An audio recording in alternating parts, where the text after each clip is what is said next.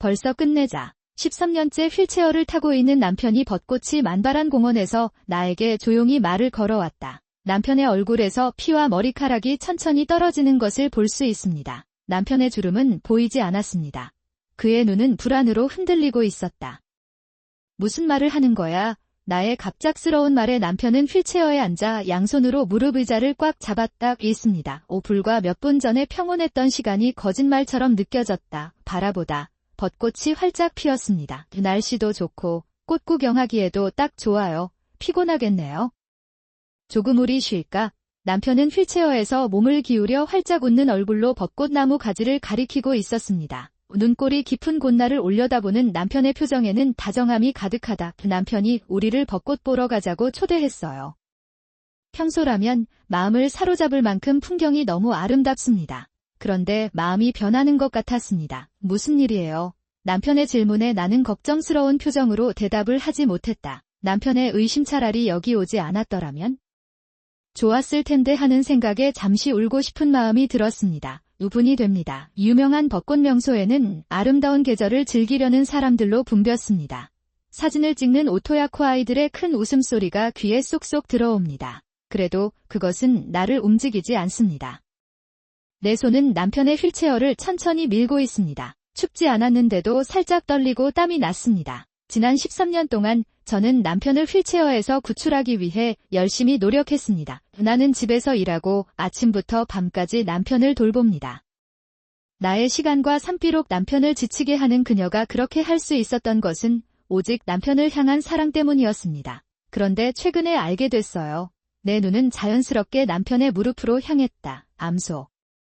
저 아래에 흩날리는 옅은 분홍빛 꽃잎을 바라보며 나는 필사적으로 깨달았다. 그동안 숨겨왔던 진실을 마주하게 됐다. 남편의 표정이 굳어지고 눈이 헤엄치기 시작했습니다. 당신이 없었다면 난 그랬을 거예요. 내가 거기에 도착했을 때 남편이 그 자리를 맡았습니다. 남편과 나는 벚꽃 눈보라 속에 있었습니다.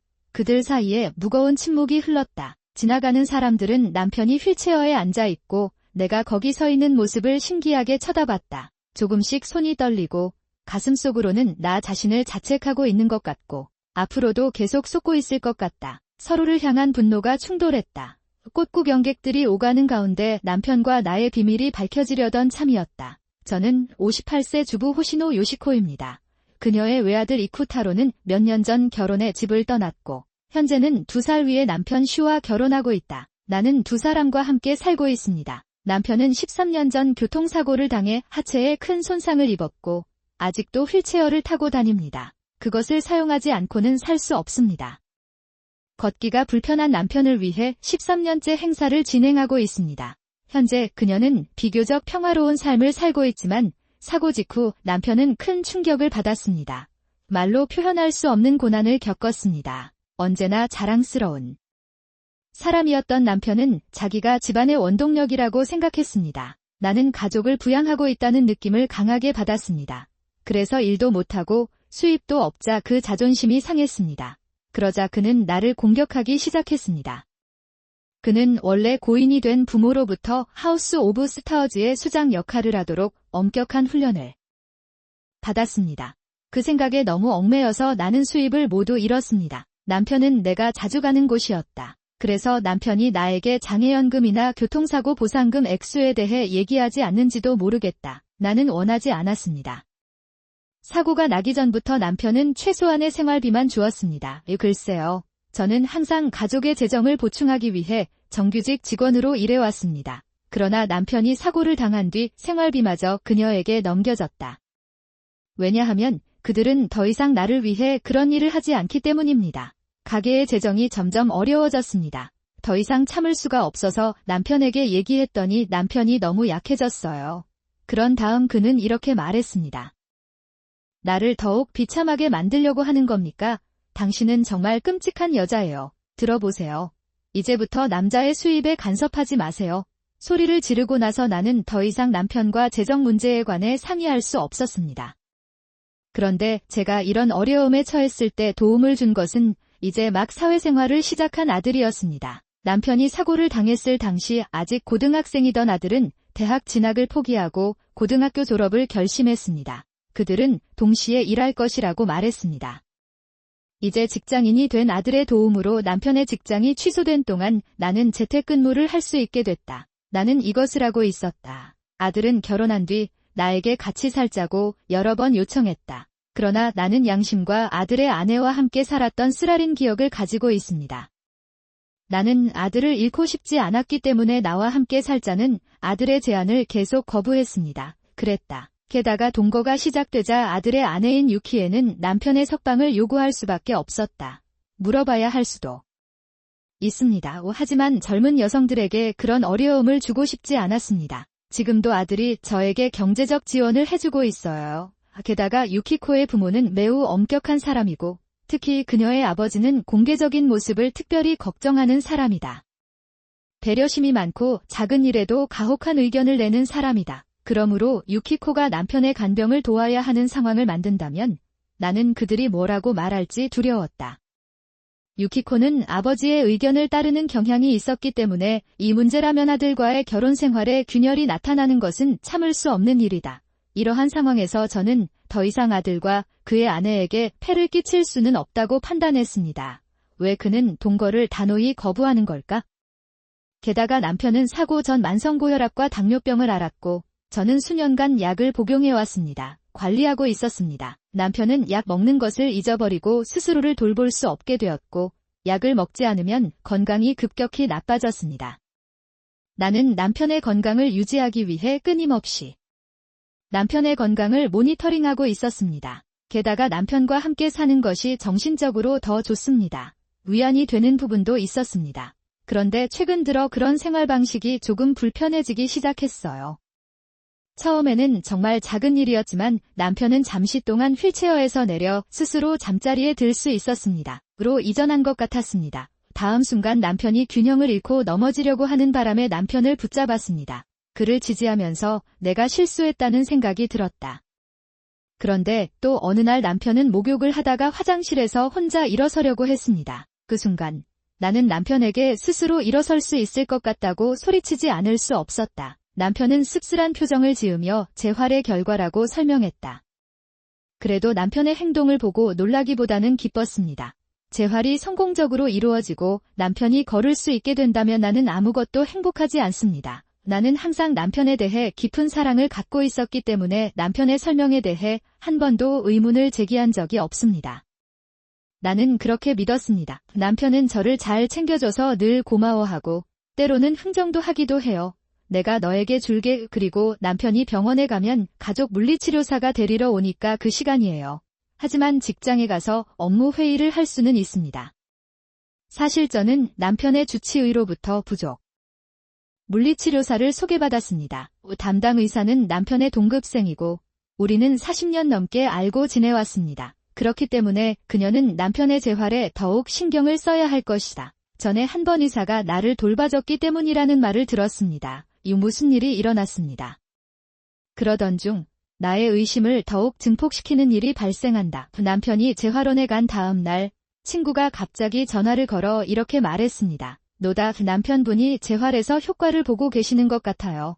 친구의 말을 듣고 잠시 귀를 의심해서 자세한 내용을 물어봤습니다. 그러다가 친구가 나에게 이런 말을 했다. 병원 근처 쇼핑몰에서 보행기를 이용하는 여성과 함께 걷고 있습니다. 나는 그것을 보았다. 나도 당신에게서 아무 소식도 듣지 못해서 놀랐어요. 그 당시 나는 친구의 말에 깊은 의심을 품지 않았습니다. 그리고 그는 매우 기뻐서 친구에게 이렇게 말했습니다. 이제는 워킹머신을 사용할 수 있게 되어서 요즘은 집에서도 다리가 움직이고 있어요. 나는 사베를 보여주고 있었습니다. 그때는 수년 동안 움직이지 않던 남편의 다리가 드디어 움직인다는 사실에 너무나 신이 났고 의심할 여지가 없었습니다. 나는 거기에 없었다. 하지만 친구와의 통화를 마치고 조금 마음을 진정시킨 후 그러고 보니 남편은 한 번도 걸을 수 있게 되었다고 말한 적이 없었습니다. 나는 알아냈다. 남편이 왜 다시 이사해도 된다고 말하지 않았는지 궁금합니다. 그렇게 생각하여 저는 과감히 남편에게 재활의 진행 상황을 물었습니다. 남편은 내가 발에 대해 물으면 심술궂곤 했습니다. 별로 진전이 없어서 안타까운 마음이 들어서 지금까지 계속 노력했어요. 나는 하빌리에 대해 많이 들어본 적이 없다. 하지만 남편의 발이 좋아지고 있다면 기꺼이 말해줄 것입니다. 그럴 것이다. 그렇게 생각했는데 기대와는 달리 남편의 대답은 그리 간단하지 않았다. 너무 더웠어요. 별로 좋지 않습니다. 휠체어 없이는 어렵습니다. 그나저나 지금은 왜 그러는 걸까요? 그게 내가 듣는 것입니다. 남편이 그렇게 대답하자 분명히 역겨운 표정을 지었습니다. 물론 워킹머신에 대한 언급도 있습니다. 아니요. 이 부분에 대해 불편함을 느꼈지만 다시 한번 생각해보게 되었습니다. 어쩌면 남편은 내가 희망을 갖는 것을 원하지 않을 수도 있습니다. 내가 정말 움직이지 않으면 나도 우울해질 거야. 이것이 바로 남편의 친절함. 어쩌면 그 점을 염두에 두고 나는 더 이상 재활에 전념하지 않았습니다. 그러나 내 안에는 점차 불편함이 커져갔습니다. 남편이 요즘 피곤하다며 재활 후 일찍 휴식을 취하기 시작했기 때문이다. 게다가 제가 출장을 간 사이에 물리치료사가 집에 찾아오는 경우도 있었습니다. 그럼에도 불구하고 그녀의 남편은 그녀의 재활에 아무런 진전이 없었다고 말합니다. 이런 의문이 계속 커지자 아들과 그의 아내가 마침내 이 이야기를 전해주었습니다. 나는 실망했다. 아빠의 재활 결과가 나타나고 있습니다. 나는 그가 놀이공원에서 산책하는 것을 봤어요. 나는 아들의 보고에 점점 더 의심을 품고 있다. 결국 남편에게 다시 물었습니다. 안녕하세요, 슈지 씨. 코탈론이 저번에 놀이공원에서 당신을 봤다고 하더군요. 그는 보행기를 이용해 걷고 있었다. 그러자 남편은 나를 노려보며 강하게 부인했다. 나는 그 시시한 이야기를 하는 사람이 틀렸다고 확신한다. 놀이공원이라고 하더군요. 아니요. 나는 남편의 강렬한 눈빛에 깜짝 놀라며 따라가려고 했다. 그 순간 나는 남편이 뭔가를 숨기고 있다는 확신이 들었습니다. 그래서 며칠 후 남편을 혼자 방문하여 재활 경과에 대해 물어보았습니다. 나는 물었다. 불행하게도 슈지의 다리에는 큰 진전이 없었습니다. 슈지는 단호한 어조로 대답했지만 나는 약간의 차이를 느꼈다. 나는 평화로움을 느낀다. 왜냐면 나와 얘기하는 동안 슈지의 눈은 나를 쳐다보지도 않고 나를 속이지도 않기 때문이다. 왜냐하면 그는 까다로운 태도로 말했기 때문입니다. 그랬다. 역시 남편과 슈지 모두 뭔가를 숨기고 있는 모양이다. 남편도 내가 그렇게 느끼는 불편함을 느꼈습니다. 조지도 하나 가지고 있었어요. 어쩌면 남편이 더 심각한 질병이나 발 상태를 숨기고 있을 수도 있습니다. 얘기 좀 할까요? 그렇게 생각하면서 나는 가만히 있지 못하고 남편에게 슈지와 나눈 대화를 이야기했습니다. 그랬다. 그러자 남편이 갑자기 심술궂게 화를 내며 의사에게 허락 없이 치료에 대해 묻지 말라고 했습니다. 하지만 심각한 질병이 있다면 숨기지 말고 꼭 알려주세요. 그게 아닙니다. 내가 하는 모든 일에 간섭하지 마세요. 남편은 정말 건강을 숨기고 있는 걸까요? 그렇다면 나는 또 다른 불쾌한 가능성을 깨닫고 남편을 바라보며 입술을 깨물었다. 후 남편의 잦은 외출, 장애연금이 어떻게 쓰일지 불확실한 점, 집을 자주 찾는 이유의 학업치료사, 마지막으로 생각하고 싶은 생각이 떠올랐고 나와 그녀와의 관계에 대한 의문이 생겼습니다. 남편의 행동을 관찰하기로 결정했습니다. 어느 날 밤에 일어났습니다. 났던 허리 통증이 심해져서 그날은 진통제를 먹고 평소보다 일찍 일어났습니다. 그는 곤히 잠들어 있었습니다. 하지만 평소와 취침 시간이 달라서인지 한밤중에 정신없이 잠에서 깨어났습니다. 나는 일어났습니다. 그때 그녀는 방에서 남편의 발소리가 들렸다. 속으로 놀라서 조용히 방문을 열고 안을 들여다보니 남편이 몸이 불안정했습니다. 나는 그가 천천히 부엌으로 걸어가 냉장고에서 음료수를 꺼내는 것을 지켜보았다. 치워두세요. 남편은 왜 걸을 수 없습니까? 그 충격적인 사실에 나는 눈을 크게 뜨고 숨이 막힐 지경이었다. 나는 깜짝 놀랐지만 남편은 내 시선도 눈치채지 못한 채 천천히 자기 방으로 돌아갔다.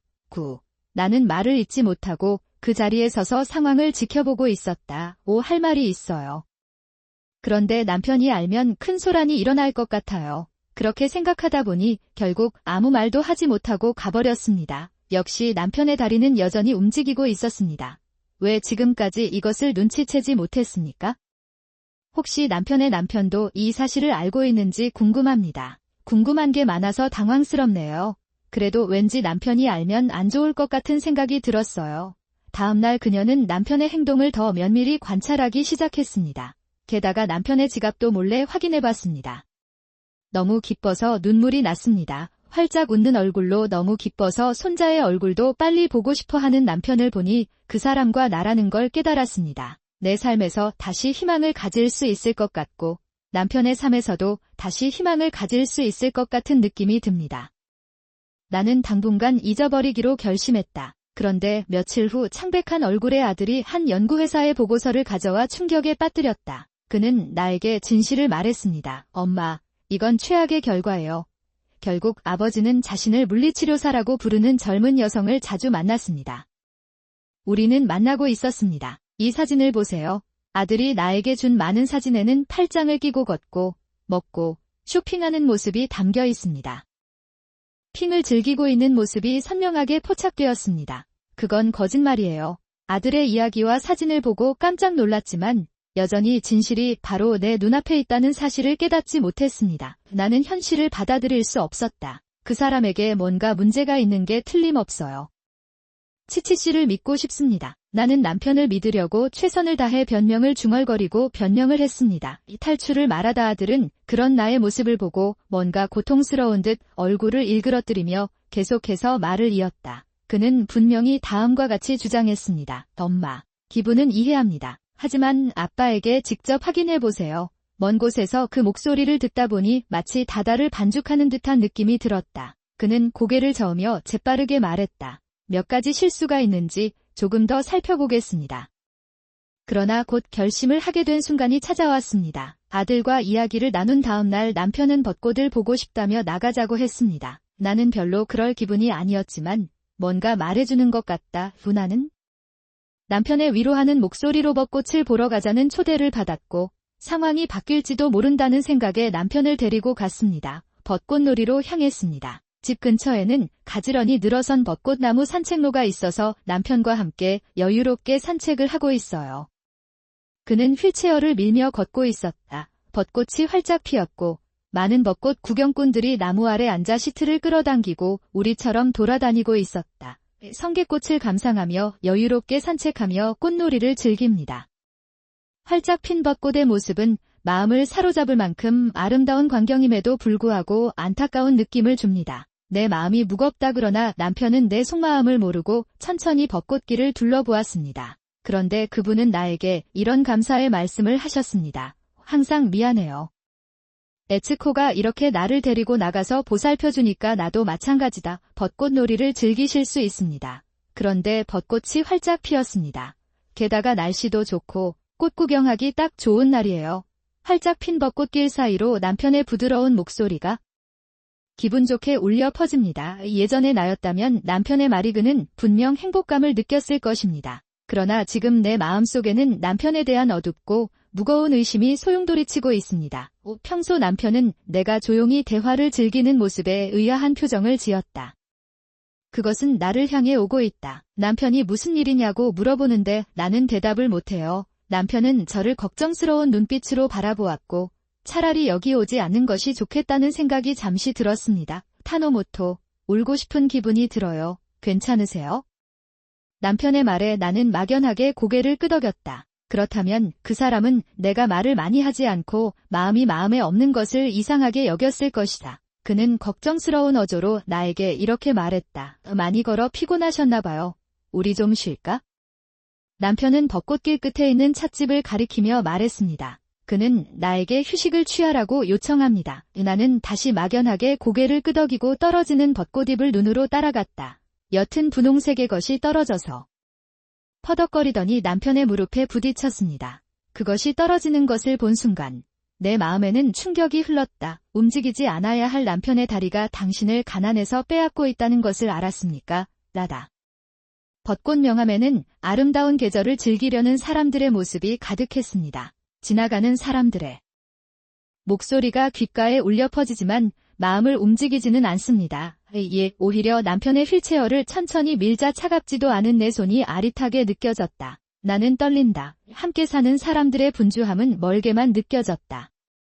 지난 13년 동안 저는 남편을 휠체어에서 구출하기 위해 열심히 노력했습니다. 남편의 휠체어를 밀고 둘이서 함께 산책한 적도 많습니다. 그뿐만 아니라 재택근무도 하고 아침부터 밤까지 남편을 돌봤습니다. 그것은 내 시간과 인생을 낭비하면서 가족애와 남편에 대한 사랑이 있었기 때문이다. 그런데 최근에야 알게 됐어요. 남편이 13년 동안 나에게 숨겨온 비밀. 내 눈은 자연스럽게 남편의 무릎으로 향하게 된다. 옅은 분홍빛 꽃잎 한 송이가 떨어지고 있었다. 그리고 지금까지 인정하지 않으려고 필사적으로 노력해왔던 사실도 있었습니다. 잠시 동안 꽃 지느러미처럼 깊은 침묵이 우리를 덮칩니다. 부자연스러운 침묵에 불신을 느꼈을 것이다. 결국 남편은 나를 이북하시게라고 불렀습니다. 그러나 나는 그의 전화에 응답하는 대신 조용히 그에게 이렇게 말했습니다. 벌써 끝내자. 나는 내 입에서 나온 예상치 못한 말에 놀라서 짧은 비명을 질렀다. 무슨 일이 일어난 거야? 갑자기 그런 일이 일어났습니다. 당신은 가난을 착취하고 있습니다. 다리가 움직이면 안 됩니다. 왜? 그러자 남편은 씁쓸한 어조로 이렇게 대답했습니다. 당신은 나에게 단지 간병인이 되었습니다. 남자로 보이지 않는 것 같아서 비참했어요. 그게 남편의 진심이겠죠. 하지만 나는 남편의 진심을 알고 싶지 않았습니다. 저는 지금까지 남편을 아내로서, 가족으로서 늘 응원해왔지만 그 13년 동안의 피난처 생활 전체가 거짓말이었다고 내 태도로 인해 남편의 자존심이 상했다면 나도 그 말에 미안할 것이다. 그들은 실망하고 절망감을 느낍니다. 결국 남편은 나를 그저 도우미 정도로만 생각하기 시작한 것 같아요. 그 비참함에 가슴이 조여오는 것을 느꼈고 더욱 화가 났습니다. 몸이 떨렸다. 집에 가자. 내 아들에게도 할 이야기가 있습니다. 나는 남편의 말에 실망하고 절망감을 느낀다. 나는 침착함을 유지하고 남편을 집으로 데려가려고 최선을 다합니다. 그녀의 아들이 집에서 그녀를 기다리고 있었고 세 사람은 이야기를 시작했습니다. 남편은 다시 마음을 연 듯 나를 노려보며 다음과 같이 말했습니다. 더 이상 아무것도 숨기지 않겠습니다. 나는 당신과 이혼할 것이다. 그러자 그는 미소를 지으며 이렇게 주장했습니다. 그 집은 내 명의로 되어 있으니 떠나야 해요. 나는 남편의 이기적인 발언에 반대하지 않을 수 없었다. 13년 동안 돌봐준 대가로 이 집을 나에게 주어야 합니다. 그건 중요하지 않습니다. 법적으로는 내 집이에요. 남편이 차갑게 말하자 아들은 더 이상 분노를 참지 못하고 강한 어조로 그녀를 손가락질했다. 나는 그것을 집어들었다. 아버지, 당신이 하신 일은 첫 번째 행위와 같습니다. 남편은 어깨를 흔들며 진지하게 아들을 바라보았습니다. 그러자 아들은 분노한 눈으로 아버지를 바라보며 이상한 어조로 말했습니다. 나는 그것을 모두 말했다. 그는 장애연금을 사기로 받고 의료비를 삭감하고 13년 동안 어머니를 속였다. 이는 단순히 이혼 문제가 아니다. 범죄라고 해도 과언이 아니다. 남편은 아들의 차분하고 차가운 목소리에 잠시 당황했지만 확고한 태도를 유지했다. 다시 말하겠습니다. 안타깝게도 제가 거짓말을 했다는 증거는 없습니다. 남편도 내 편이야 그렇습니다. 그러자 아들은 조용히 아버지 앞에 서류 더미를 늘어놓기 시작합니다. 그러다가 재킷 주머니에 넣어두었던 녹음기를 꺼내더니 플레이 버튼을 눌렀습니다. 남편의 큰 목소리가 조용한 방에 울려 퍼졌다. 잠시 후 아들이 녹음기의 정지 버튼을 눌렀습니다. 그리고는 아버지의 눈을 바라보며 조용히 말했다. 아빠가 아무리 설명하려고 해도 여기 연구회사에서 나온 증거가 있습니다. 그리고 오늘의 아버지의 고백도 녹음했어요. 아들의 차분한 말에 동요하기 시작한 남편은 당황하며 아들에게 묻는다. 아들인데 부모를 협박하는 겁니까? 좋아요. 무슨 일이야? 돈. 그러자 아들은 아버지를 경멸하는 눈으로 바라보았습니다. 나랑 하지 마세요. 제가 원하는 것은 어머니의 정당한 보증과 진심 어린 사과입니다. 예. 남편은 갑자기 대답하는 아들에게 간청하기 시작한다. 이해합니다. 집을 줄 테니 사기에 대해서는 조용히 할게요. 그러자 남편은 더욱 반미친 표정을 짓고 이기적인 말을 하기 시작합니다. 별의 집 대표인 내가 사기죄로 적발되면 집의 이름은 버려질 것이다. 확실히 그렇죠. 나는 그것을 피하고 싶다. 속상해하며 화해하려던 남편에게 나는 조용히 이렇게 말했다. 당신은 내 인생의 13년을 훔쳤습니다. 당신이 어떻게 상속받든 상관없이 그건 부인할 수 없는 사실이에요. 하지만 남편은 뭔가를 쫓아다녔지만 나와 아들의 차가운 시선을 참지 못해 말다툼을 포기했습니다. 결국 아래를 내려다보며 사과한다. 지금까지 정말 죄송했습니다. 오랜 침묵 끝에 남편은 정신을 잃었습니다. 오히려 아버지의 사기 행각을 알고 이에 동조한 남편이 그의 거짓 과학 정책이 문제다. 여자에 대해서도 설명해 주세요. 아들의 불필요한 추구에 대한 진실을 중얼거리기 시작하는 남편의 얼굴은 일그러진다. 남편은 원래 남편의 동급생이었고 어렸을 때는 밑바닥 가정에서 살았습니다. 그는 양심의 재정적 지원을 받아 대학에 진학하고 의과대학을 졸업할 수 있었습니다. 그 감사의 비드로 그녀는 남편이 시키는 일을 하고 있으며 이번 사기에도 동조하고 있다. 즉, 더욱이 남편은 이를 악용해 주인을 위협했고 약점을 잡은 주인은 13살이었다. 그녀는 수년 동안 남편의 자비 아래 있었습니다. 남편은 남편에게 빚을 갚지 못했고 그녀도 남편에게 불순종할 수가 없었습니다. 그리고 남편은 남자다운 외모 때문에 젊은 여자들을 내 곁에 두었고 뒤에서 그들과 연애를 하기도 했습니다. 나는 척하는 것을 즐겼다. 자신을 물리치료사라고 자칭한 여성은 사실 무자격이었고 남편이 치료비를 대줬다. 남편은 자신의 삶에 대해 쏙쏙 털어놓는다. 아들은 아버지의 고백에 큰 한숨을 내쉬었고 그의 욕심에는 감정이 결여된 듯했다. 그녀는 무관심하고 불필요한 마음으로 아이를 구했습니다. 남편과 그 여자를 만나 아버지의 고백을 확인해야 한다. 꼭 만나고 싶으니 아버지께 연락해서 전화해보세요. 정중하게 항의했지만 아니라고 하라고 압력을 가했고 아들은 남편을 빤히 쳐다봤다. 녹다. 그러자 남편은 당황하여 고개를 저으며 괴로운 표정으로 반박했습니다. 나는 이미 두 사람과의 관계를 끊었습니다. 연락처를 삭제해서 전화도 안 했어요. 나는 그것을 할 수 없습니다. 나는 그런 뻔한 거짓말을 하는 아버지를 경멸하는 눈으로 바라보며 안도의 한숨을 쉬었습니다. 아이는 더욱 담담하게 말했다. 이제 그런 거짓말을 들으니 마음이 아프네요. 아빠.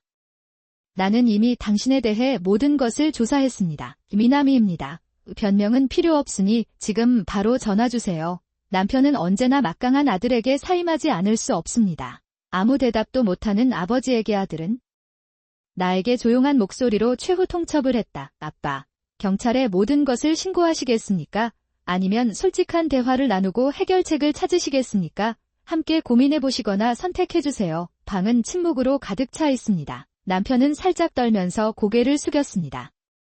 하얀 강철로 뒤덮인 그 늙은 교장을 보니 지난 13년이 헛된 것 같았다. 나는 계산하고 있었다. 결국 궁지에 몰린 남편은 더 이상 도망칠 수 없다는 걸 깨달았나 보다. 이 모든 결함근은 진실을 인정하고 나와 내 아들에게 협력하겠다고 약속했습니다. 내 아들은 이 말을 듣고 생각에 잠긴 채 고개를 끄덕이며 이렇게 말했습니다. 이해했습니다. 추후에 변호사들과 함께 미래에 대해 논의할 예정입니다. 며칠 뒤 아들과 변호사, 남편, 매니저, 가짜 물리치료사 간의 만남이 성사됐다. 결국 쫓겨났지만 병이 악화되어 참가할 수 없었습니다. 나중에 아들은 남편이 의사 비용을 지불할 것이라고 말했습니다. 그들은 합의를 한 것 같습니다. 귀하의 집과 파산자 이름으로 되어 있던 다른 스타. 주택의 모든 부동산을 어머니 이름으로 변경하십시오. 나는 그것에 동의했다. 네, 감사합니다. 감사합니다. 내 아들은 변호사와 상담하여 팔 수 있는 부동산을 모두 처분하고 자신이 관리할 새 부동산을 짓기로 결정했습니다. 분명히 그는 자신의 자산을 타코펀드에 넣었습니다. 관리는 제가 맡지만 아버지가 주신 의사비는 모두 어머니 몫입니다. 지금 그는 어머니의 자유를 빼앗고 있었기 때문에 그것은 어머니의 당연한 권리였습니다. 그건 그렇고 주치의는 아마도 그녀의 의사 면허를 보호하기 위해 남편으로부터 끊임없이 위협을 받았다고 말했습니다. 분명히 그는 자신이 속아서 부당한 이익을 받는데 공범이었다고 주장했습니다. 하지만 제가 남편에게 빌린 돈을 갚기 위해 제가 저축한 돈을 썼고 지금도 아들이 함께 있는 것 같습니다. 남편이 의사 진료비를 대려고 그녀를 고용한 것 같습니다. 멈추다 아들의 물음에 나는 고개를 세차게 흔든다. 나는 그 사람이 앞으로 어떻게 될지 관심이 없습니다. 이 지점을 넘어서도 나는 당신과 다시는 관련되고 싶지 않습니다. 그 사람이 저지른 범죄에 대한 대가는 그 사람만이 지불해야 합니다. 내가 차가운 목소리로 말하자 아들은 크게 동의하며 고개를 끄덕였다. 그 후 남편과 나는 이혼했습니다. 남편은 친척들이 멀리 떨어져 있는 작은 아파트로 이사했습니다. 이 소문에 따르면 재판은 끝나지 않았지만 남편은 사회적 신뢰를 잃고 스타들의 집을 떠나야 했다. 그는 가족과 거리를 두기 시작한 것 같습니다. 그러나 나는 전혀 관심이 없었고 더 이상의 정보도 듣지 않았습니다. 그녀는 가능한 한 빨리 남편을 잊고 싶었습니다. 그래서 나는 집에 머물기로 결정하고 아들과 그의 아내와 함께 사는 것을 고려하기 시작했습니다. 혼자 살다 보면 지난 일이 생각나고 우울해지는 것을 금할 수 없습니다. 내 몸이에요. 내 아들과 그의 아내가 내 곁에서 내 말을 들어준다면 나도 그런 생각을 할 수 있을 텐데, 나중에 그녀는 종종 아들에게 자신의 감정을 고백했습니다. 13년 동안 속아서 미안해요. 나는 왜 그 사람의 거짓말을 간파하지 못하는 걸까요? 그런 일이 있었는지 궁금합니다. 엄마는 사랑에 눈이 멀었습니다. 그리고 우리 아버지는 정말 친절한 어머니이세요. 나는 당신의 감정을 파고들었습니다. 다 아버지 잘못이에요. 다정한 목소리로 나를 위로하는 아들의 말은 나를 앞으로 밀어주었고 조금씩 마음이 열리기 시작했습니다. 그는 일을 정리하고 새로운 삶을 향한 첫걸음을 내딛기 시작했습니다. 이혼한 지 3개월 만에 저는 마침내 아들과 그의 아내와 함께 살기로 결정했습니다. 앞으로는 아들과 그의 아내만 진짜 가족처럼 평화롭게 살고 싶습니다. 그렇게 생각하면서 저는 아내 유키에 씨를 배려와 존경심으로 대했습니다. 그 결과 유키는 점차 나에게 마음을 열기 시작했습니다. 엄마, 지금까지 너무 무뚝뚝해서 미안해요. 유키에는 어머니의 배려심 있는 모습이 정말 보기 좋았다고 말했습니다. 그것은 나에게 주어졌습니다. 그 말을 들으면 내 노력이 보상받은 것 같은 기분이 들고 행복해요. 아니, 괜찮아. 유키에 씨나 자신도 아내를 바라보는 것이 힘들었다. 그래서 나는 그것을 좋아하지 않는다. 무슨 일이 생기면 즉시 알려주세요. 내 말에 남아있던 약간의 불안감이 유키에 씨에게서 사라지는 것을 느낄 수 있었습니다. 이렇게 마음을 연 유키에 씨의 임신을 응원하면서 우리는 깊은 신뢰관계를 구축하세요. 그런데 그런 행복한 삶에 찬물을 끼얹으려는 듯 갑자기 남편이 그녀의 집에 전화를 걸어왔다. 여기 있어요. 남편은 그 이후로 작은 아파트에서 혼자 생활하고 있는 것 같은데 그의 생활은 그는 자신을 도울 수 있는 어떤 것도 할 수 없었고 재정적 어려움을 겪기 시작한 것 같습니다. 혼자 있는 건 정말 힘든 일이에요. 다시 시도해 볼 수 있나요? 남편은 피곤한 목소리로 나에게 애원하지만 내 마음은 결코 흔들리지 않습니다. 이 얘기 이제 다 끝났습니다. 나는 정중하게 전화를 거절하고 남편과 전화를 끊는다. 그 이후에는 아무런 전화도 받지 못했는데 남편이 그 다음에 아들에게 연락을 하더군요. 마치 그가 나를 만지려고 하는 것 같았습니다. 코타로, 우리 엄마도 설득해 주실 수 있나요? 나는 당신의 어머니입니다. 나는 당신을 사랑했습니다. 나는 그 여자에게 속았을 뿐이다. 아들은 아버지를 차갑게 밀어내고 변명을 늘어놓으며 아버지와 교류도 하지 않았던 것 같습니다. 나는 아버지에게 단호하게 말했다. 만약 당신이 우리와 더 이상 관계를 맺고 있다면 나는 트럼프 카드를 사용할 수밖에 없습니다. 아들은 남편, 스승들과 토론을 하다가 남편에게 강력한 억지력이 되었습니다. 손에 트럼프 카드를 쥐고 있는 것 같았다. 지금은 남편이 여전히 조용하지만 무슨 일이 생기면 꺼내줄 수밖에 없어요. 아마도 그렇지 않을 것이다. 아들이 괴로운 표정으로 말했다. 나도 그런 날이 오지 않기를 마음속으로 기도했어요. 그런데 그런 걸 바라면서 살아가던 어느 날 우연히 쇼핑을 하게 됐어요. 겐푸젠이 보입니다. 그는 평일 낮에 술에 취해 돌아다녔고 아무리 봐도 진지하게 일하고 있었다. 나는 그렇게 생각하지 않았다. 저와 아들은 그 사람을 거부하다 보니 갈 곳도 잃고 술에 중독되기 시작했습니다. 없어졌는지 궁금합니다. 전 남편의 낙담한 모습을 보니 가슴이 쿵쾅쿵쾅 뛰고 진정이 안 되네요. 저는 그 사람을 부르지 않고 조용히 자리를 떠나려고 했습니다. 그런데 전 남편이 나를 알아보고 큰 소리로 내 이름을 불렀다. 에츠코, 잠깐만요. 제발, 잠시만 내 말 좀 들어줄래? 전 남편이 나에게 다가와 눈물을 흘리며 애원했다.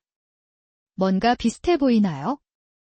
아마도 내 목소리가 생각보다 차분하고 차가웠기 때문이겠지.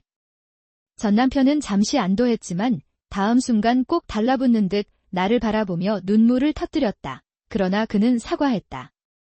정말 죄송해요. 13년 동안 당신을 속인 걸 후회해요. 남편이 깊이 고개를 숙이는 모습을 보고 조금 감동받았습니다. 그러나 여기서 조금이라도 순진함을 보여주면 지금까지의 것은 모두 원래의 나무 그물이다. 저는 차분한 목소리로 전 남편에게 이렇게 말했습니다. 이미 지난 일이에요. 이제부터 우리의 삶을 계속 이어가자. 그러다가 전 남편 곁을 지나가려고 할 때 그 사람이 내 발 앞에 몸을 던졌습니다. 그는 그것을 내보내려는 듯 땅바닥에 무릎을 꿇었다. 나는 정말로 이를 바로잡고 싶어 하지만 아무도 내 말을 믿지 않습니다. 남편이 울고 불평하는 모습을 보니 가슴에 공허함이 밀려옵니다. 그럼 애초에 너는 왜 나와 내 가족을 배신한 거야? 지금은 아무리 사과해도 이미 늦었습니다. 한번 신뢰를 잃으면 회복하기가 쉽지 않습니다. 남편이 아무리 사과해도 지나간 13년은 다시 돌아오지 않습니다. 이노입니다. 전 남편에게 등을 돌린 나는 허전함을 느꼈다. 내 전 남편이 땅바닥에 웅크린 채 나에게 애원하고 있다. 적어도 새 손자를 만날 수 있게 해주시겠어요? 걷다가 전 남편의 그런 말을 듣고 멈춰서서 조용히 이렇게 말했습니다. 그건 아들과 아내가 결정할 일이에요. 그것은 나에게 달려있는 것이 아닙니다. 그래서 나는 뒤도 돌아보지 않고 그 자리를 떠났다. 집에 돌아와서 아들과 그의 아내에게 무슨 일이 일어났는지 말했습니다.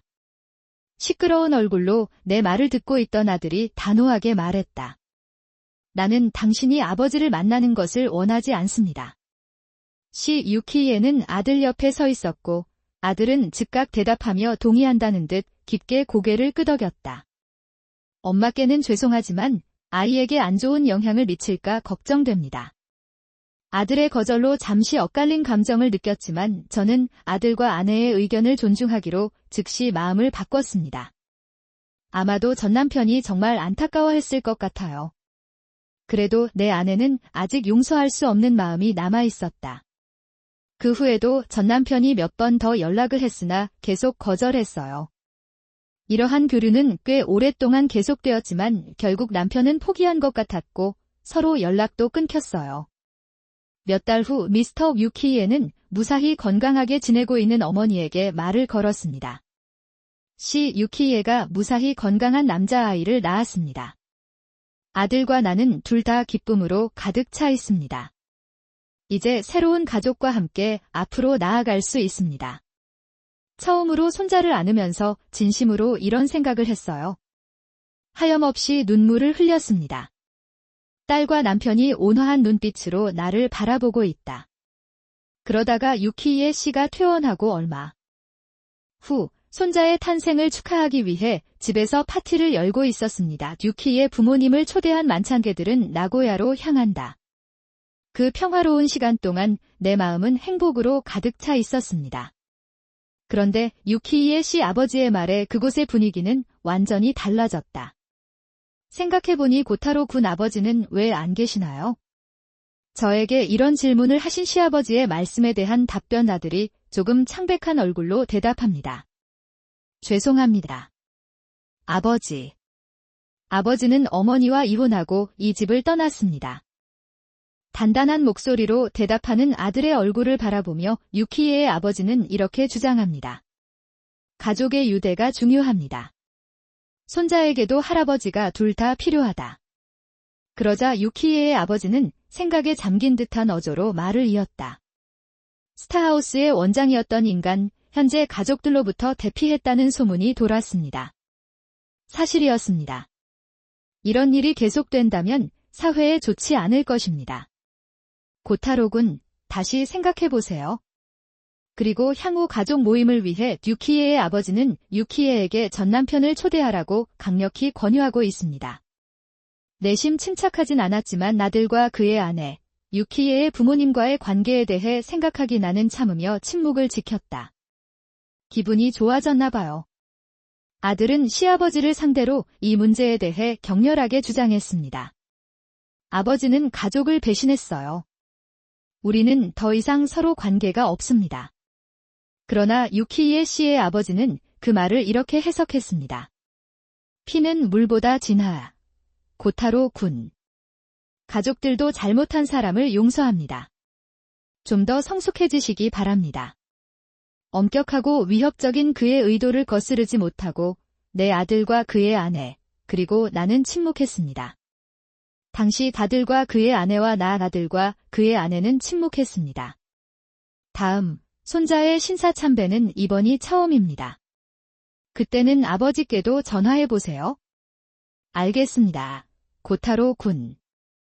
마지못해 전 남편을 초대하기로 결정했습니다. 우리는 동의했습니다.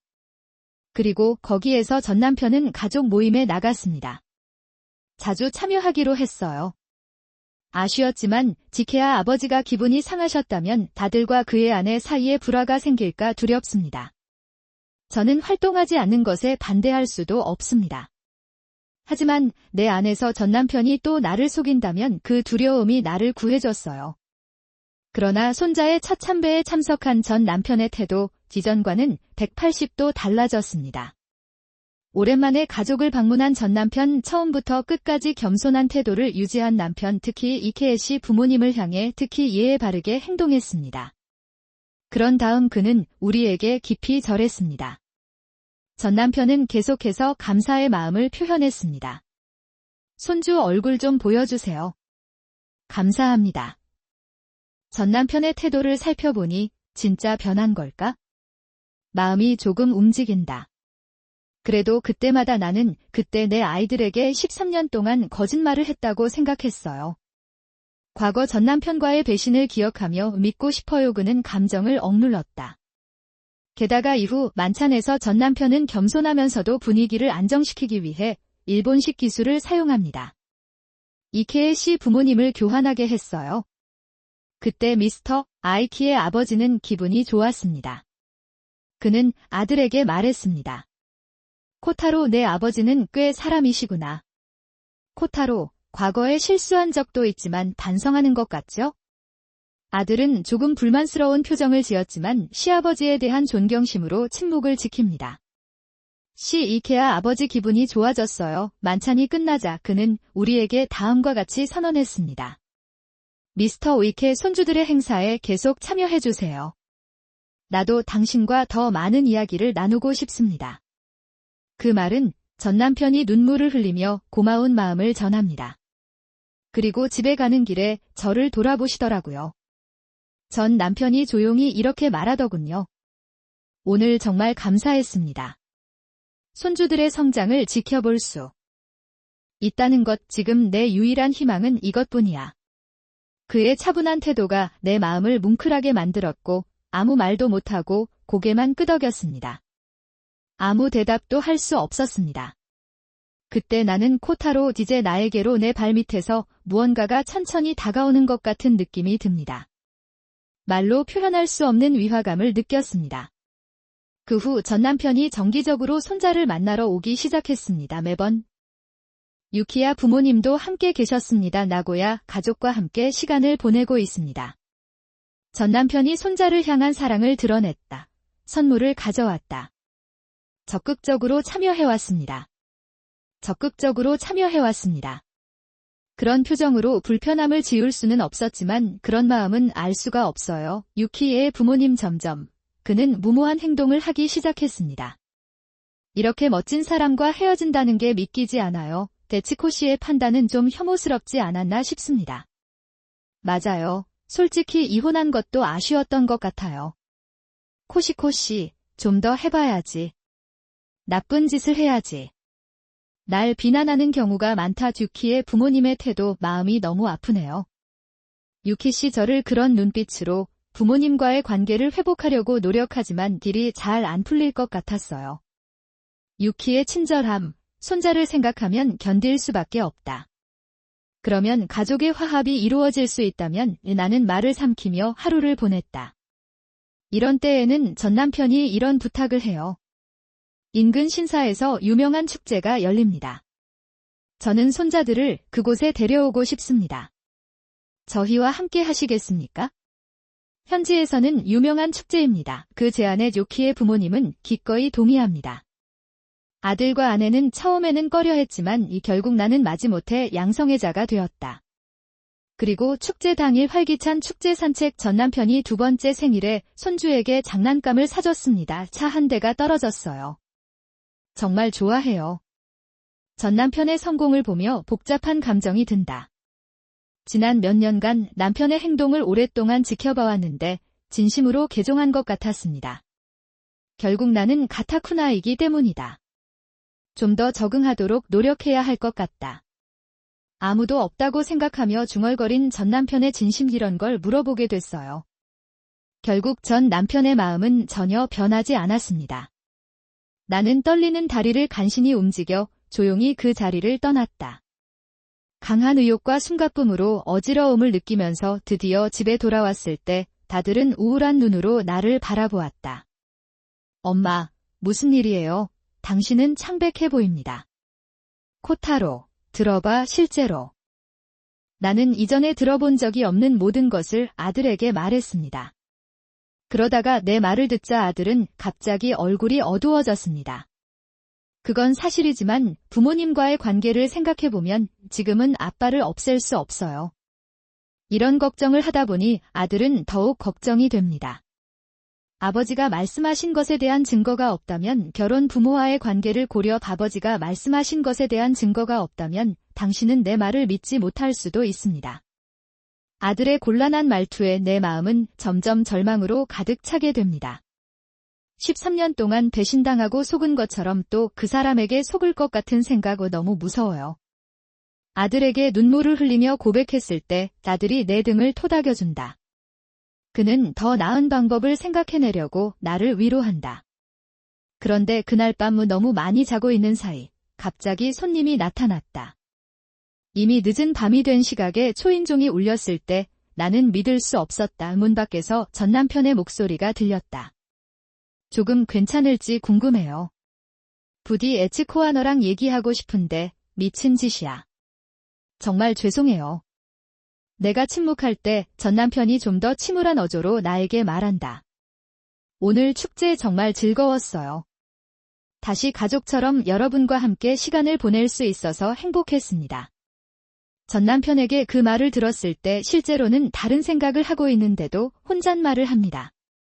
이렇게 현관문에서 계속 얘기할 수는 없어요. 그리고 나도 할 말이 있다. 나도 집에 아들이 있는데 무슨 일이 생기면 계속 큰 소리로 말해. 마음속으로 결정했어요. 전 남편을 집에 초대했어요. 그리고 전 남편이 하는 말에 반응이 없을 때 전 남편이 정신을 잃은 것 같다. 아이를 잘났다. 에치코를 속인 것을 정말 후회합니다. 그럼 다시 시도해볼까요? 전 남편의 말에 눈이 커졌다. 그를 바라보았다. 전 남편의 말에 눈이 커진다. 그를 크게 쳐다본다. 전 남편의 말에 눈이 커진다. 이 사람 지금 무슨 말을 하는 거야? 오늘 내 진심을 들었어. 그 사람은 멍청한 노인네야. 내 계획대로야. 아무 감정 없이 이 말을 했을 때 잠시 당황한 뒤 황급히 변명하기 시작한다. 아니요. 그게 아닙니다. 그건 오해예요. 유해의 아버지가 유해의 유치원 복귀를 강력히 요구하고 있기 때문이다. 그냥 동의했어요. 전 남편의 이마에 굵은 땀방울이 맺혀 변명하는 모습을 보며 마음이 급격하게 식어갑니다. 그리고 나는 분노를 억누르며 낮은 목소리로 말했다. 전 남편에게 그랬어요.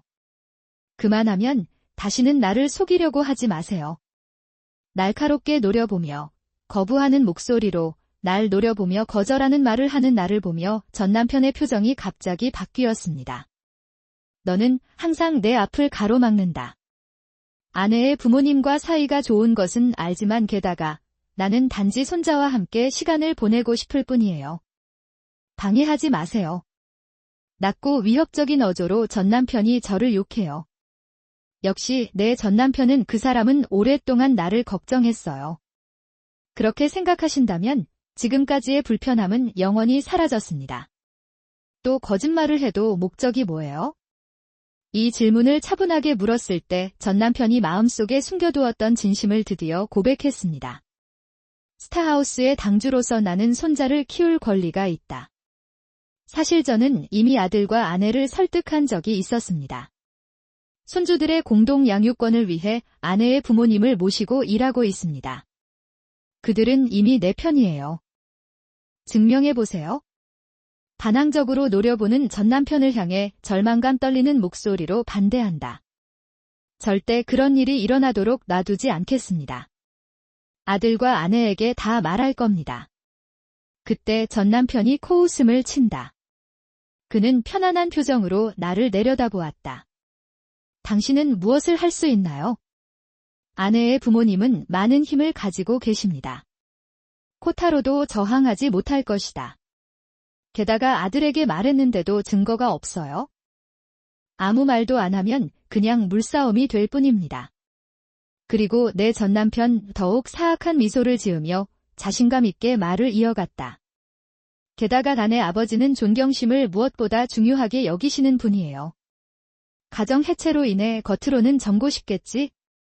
가까스로 차가운 목소리로 말함 가자고 했으나 전남편을 없애는 게 내가 할 수 있는 전부다. 고마워. 다음 날 아침 아들과 아내에게 전 남편의 진심을 털어놨습니다. 두 사람은 놀랐지만 주씨가 당황해서 중얼거렸다. 아버지가 아버지를 믿으시듯 버려온 질문이군요. 그러나 이런 일이 계속된다면 어떻게 될지 모르겠습니다. 어떤 수를 써서라도 아버지를 멀리하자. 아들은 어쩔 수 없다고 하더군요. 유해의 부모님과의 관계가 악화될 것을 두려워함 구체적인 아이디어가 떠오르지 않았어요. 그러나 며칠 후 유해의 부모님으로부터 가족들과 상의하고 싶은 일이 있다는 전화를 받았습니다. 저도 포함된 가족회의가 열릴 예정입니다. 그때 신부 아버지가 들뜬 마음으로 집으로 오셨습니다. 그가 나에게 말했어요. 관계 악화를 두려워하며 유코 씨에게 제안하고 싶은 것이 있습니다. 손주들을 위해서도 슈지 씨와 좀 더 교류를 많이 해야겠어요. 그리고 당신의 이론을 재고해보는 것은 어떨까요? 이것을 억지로 제안한 유해의 아버지에게 그럴 줄 알았는데 학교 가기 전이라고 할게. 실제로 전 남편에게 받아들여질 거라고는 전혀 예상하지 못했습니다. 유해 아버지 유의 제안이 절대적으로 옳다고 믿습니다. 아들과 나는 서로를 바라보았습니다. 그렇게 확신하는 유의 아버지를 어떻게 설득할 수 있을까요? 궁금해요. 아빠, 말씀을 되돌려 주시는 것 같군요. 나는 이제 아버지를 믿지 않는다. 그러자 유의 아버지는 이렇게 말했습니다. 그는 짜증을 느끼며 강한 어조로 이렇게 주장했습니다. 무슨 얘기를 하는 건가요? 아이들에게는 아버지가 필요합니다. 별의 집의 명예를 위하여 너희 불멸자는 젊어야 한다. 유의 아버지의 주장에 강한 거부감을 느꼈고 유의 아버지에게 다음과 같이 호소했습니다. 내 전남편은 13년 동안 바람을 피워왔습니다. 그리고 지금도 내 진심은 행운이 아니다. 나는 손자를 진지하게 말하려고 노력하고 있습니다. 그건 오해이겠습니다. 스승님은 언제나 손자들을 먼저 생각하십니다. 쿠의 아버지는 내 말을 전혀 듣지 않는다고 주장하고 거부합니다. 게다가 쿠에의 어머니도 남편의 말과 동조해서 이렇게 말했습니다. 우리도 나이가 많아서 손주들을 돌봐줄 수 있는 사람이 많아지면 좋겠다. 두 사람 다 받아들이기 힘들어요. 이 거의 무자비한 제안을 반박할 수 없습니다. 아들이 중간에 끼어버렸어요. 석사 학위 역시 아버지의 의견에 어긋날 수 없습니다. 나는 강제로 고립된 상태에 빠졌습니다. 두려움을 느꼈다. 그대로 전 남편이 다시 집에 들어옴 정놀림을 느낀다. 결국 그날 답을 못 내렸는데 끝났지만 그날 이후로 밤에 잠이 오지 않았다. 전 남편이 또 나를 속였다. 손자와의 관계가 깨질까 봐 끊임없이 걱정했어요. 이대로 있을 수는 없어. 뭔가 해야 해요. 최후의 수단으로 궁지에 몰렸어요. 그녀는 전 남편의 남편이었던 히라사와 이로시에게 연락하기로 한다. 그는 내 전 남편에 대한 억지력이 되어야 합니다. 그러나 히라사와 이로시 이기심에서 이런 질문을 했다고 공격했습니다. 그는 조심스러워 보였다. 더 이상 할 말이 없습니다. 최근에는 슈즈 씨를 만난 적도 없습니다. 그리고 다시는 아내와 아들을 만나지 않겠다고 약속도 했을 텐데. 그런 말은 하지 마세요. 그 사람이 또 우리 주머니에 들어가려고 해요. 그리고 이번에는 아들 처가의 부모님이 그리워요. 나는 그것을 진지하게 받아들이고 있습니다. 슬프다 오늘까지의 일을 말하며 눈물을 흘리며 지금까지 있었던 일을 말한다. 슬프다. 눈물을 흘리며 지금까지의 일을 이야기했다. 전 남편의 상황을 자세히 이야기했다. 히라사와의 표정이 점점 굳어진다. 이렇게 재혼하게 된다면 그 사람이 집에 돌아오면 무슨 일이 일어날지 모르겠어요. 아마도 당신의 손자는 당신에게서 빼앗기고 당신은 쫓겨날지도 모릅니다. 그 말을 마치고 아래를 내려다보니 미스터 히라사와는 갑자기 깊은 한숨을 내쉬었다. 아주머니, 좀 찾아주세요.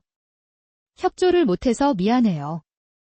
위를 올려다 히라사와 씨의 얼굴을 보니 피곤하고 괴로워 보였다. 내 얼굴을 똑바로 쳐다보고 있었다. 나는 휴지의 부정직함에 너무 무감각했던 것을 깊이 후회합니다. 항상 자기 이익만 생각하는 사람이에요. 씨 히라사와 이로는 단호한 목소리로 이를 씁쓸하게 고백한다. 그 사람이 정말 변했다고 생각하지 마세요. 그는 항상 주변 사람들을 조종하고 원하는 것을 얻으려고 노력합니다. 슈지는 늘 그런 사람이었어요. 히라사와 씨의 경고에 나는 깊은 고개를 끄덕이지 않을 수 없었습니다. 나는 항상 전 남편 옆에 있었기 때문에 히라사와 선생님의 말씀에 모두 동의합니다. 저는 결국 내가 지금 느끼고 있는 위기감은 맞았다. 근데 그 사람에 대한 마음은 말로 표현하기가 힘들어요. 구체적인 증거를 원합니다. 고개를 숙인 남편을 내려다보며 이런 질문을 했다. 그러자 남편이 갑자기 고개를 들고 미친 듯이 변명을 하려고 합니다. 처음에는 일시적인 일이었습니다. 나는 곧바로 진실을 말하려고 했어요. 남편은 참을성이 없어서 설명하려고 최선을 다합니다. 남편이 내 말을 읽고 있어요. 남편은 참을성이 없어서 설명하려고 최선을 다합니다.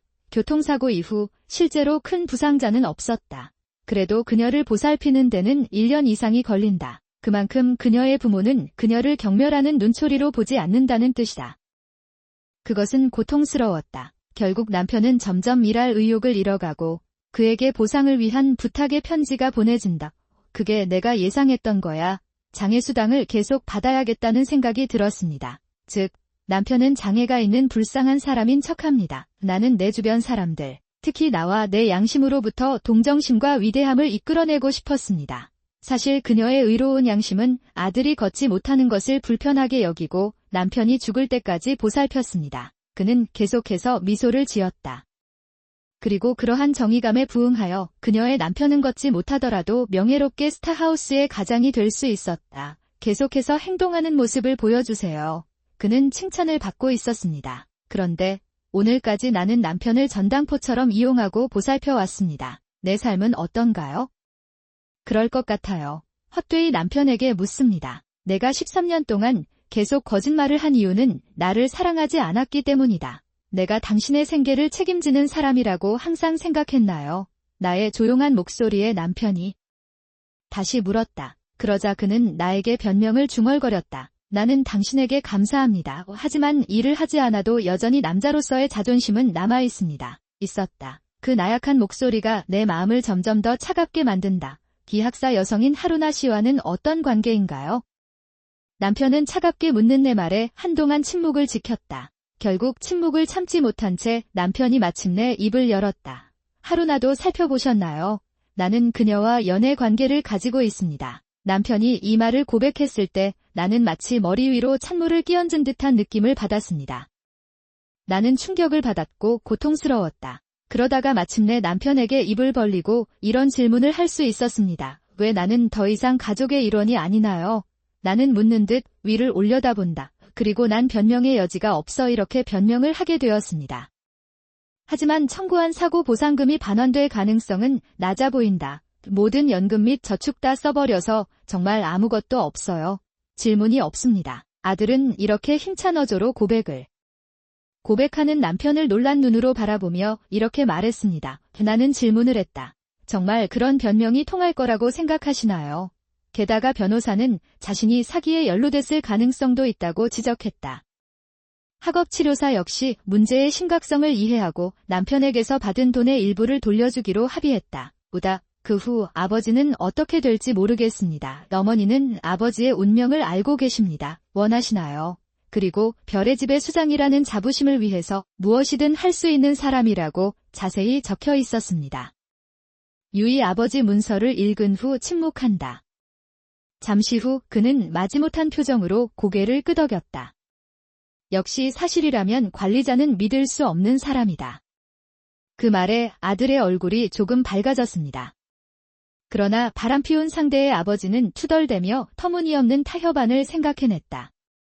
그러나 손자에게는 할아버지가 필요하다. 완전히 관계를 맺는 대신 감독 방문은 어떻습니까? 아들과 나는 서로를 쳐다보지 않을 수 없었습니다. 전 남편을 직접 만나는 것조차 위험합니다.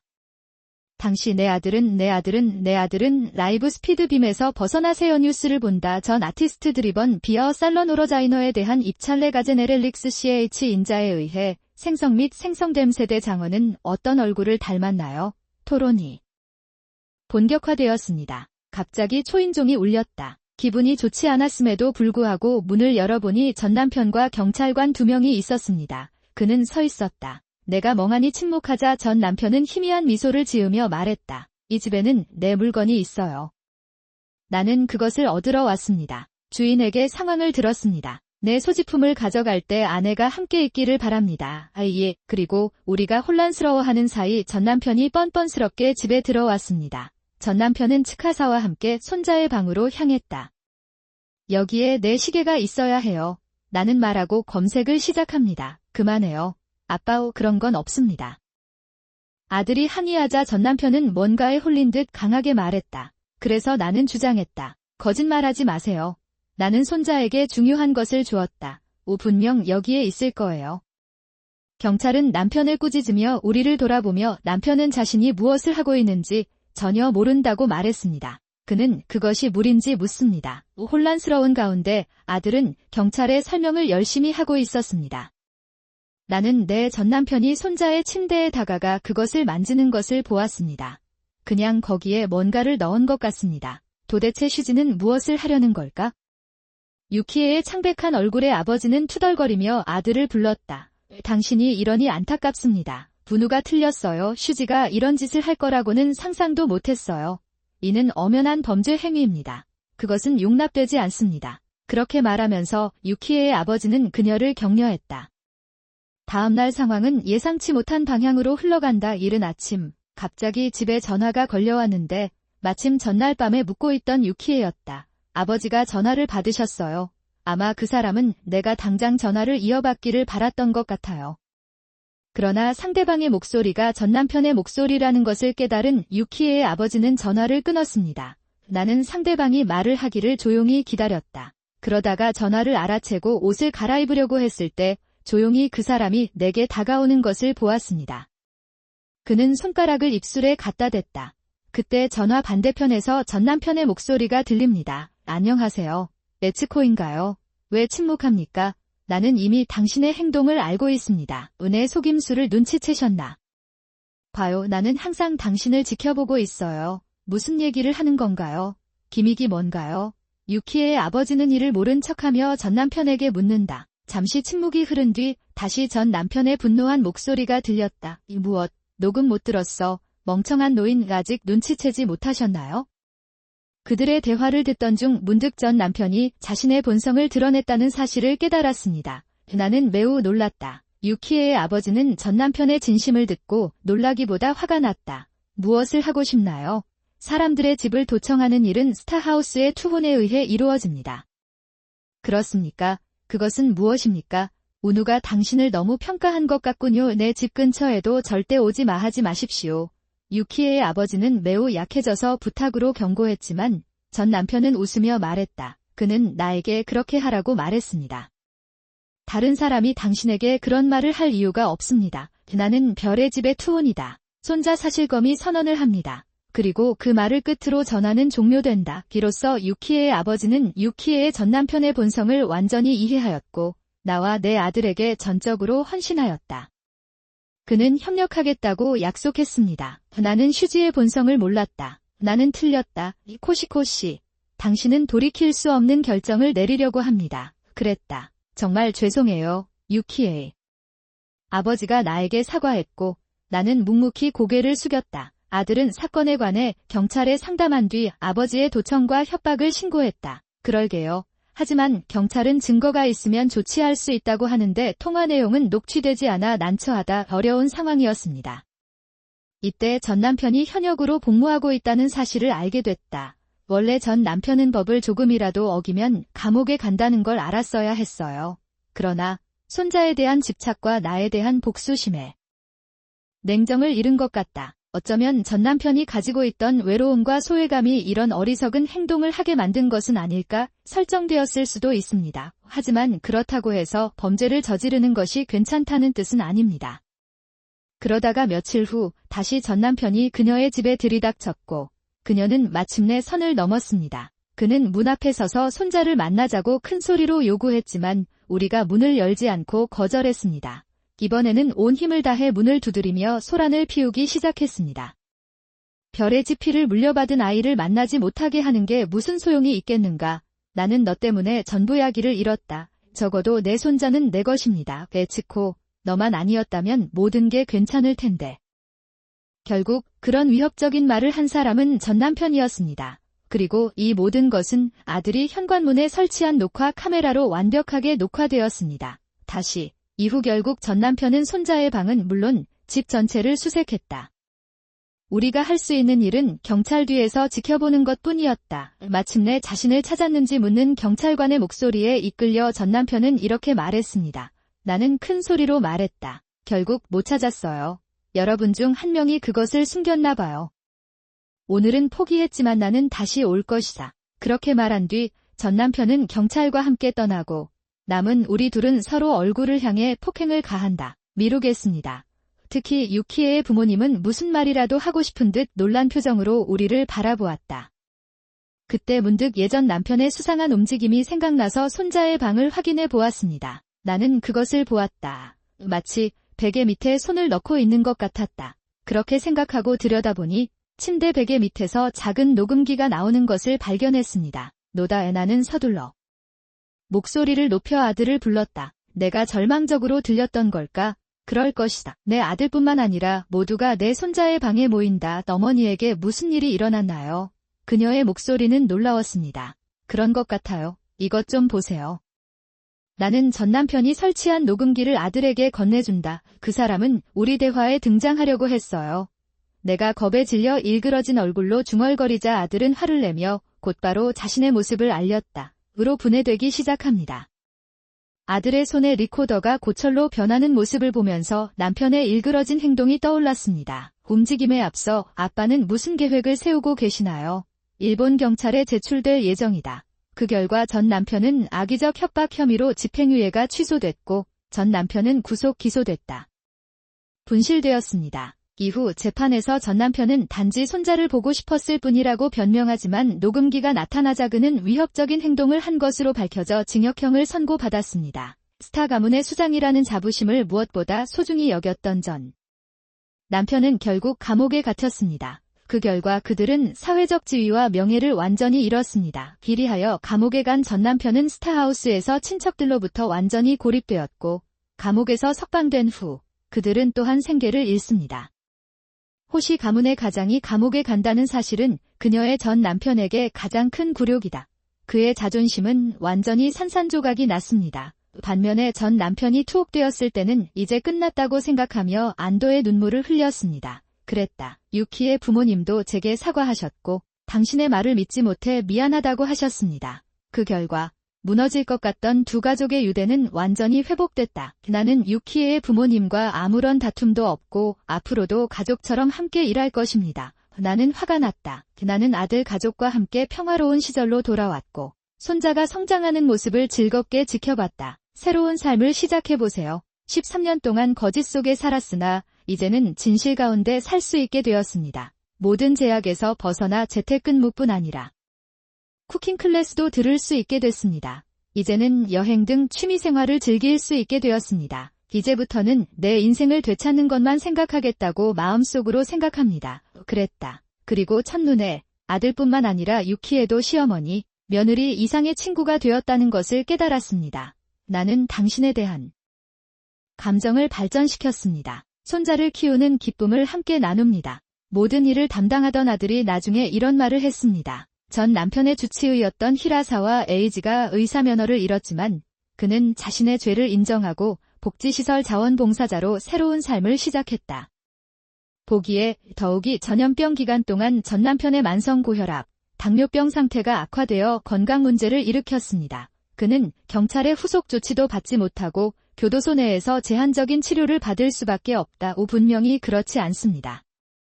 그녀의 전 남편은 호시노 가문의 당주로서의 자존심과 사회적 지위에 집착했지만 그는 감옥에서 전과자 취급을 받는 굴욕에 하루하루 괴로워하고 있는 것 같다. 전 남편이 소중히 여겼던 호시노 가문의 명예는 자신의 행동으로 인해 부끄럽게 훼손되었습니다. 이런 일이 일어날 것이라고 결정되었습니다. 그가 태어난 뒤 그를 기다리는 것은 친구도 가족도 없는 외로운 노년뿐이다. 그러나 이는 전 남편이 내린 삶의 선택의 연속이기도 하다. 가들이 지금의 전 남편은 잘 지내냐고 물었을 때 저는 이렇게 생각했습니다. 슈지 씨, 당신을 위해 바친 13년은 헛되지 않았습니다. 그 경험 덕분에 지금의 행복을 더욱 깊이 느낄 수 있어요. 그리고 앞으로는 손자가 아들네 가족과 함께 성장하는 모습을 보면서 차분하고 따뜻하게 지내겠습니다. 가족을 이루세요. 당신과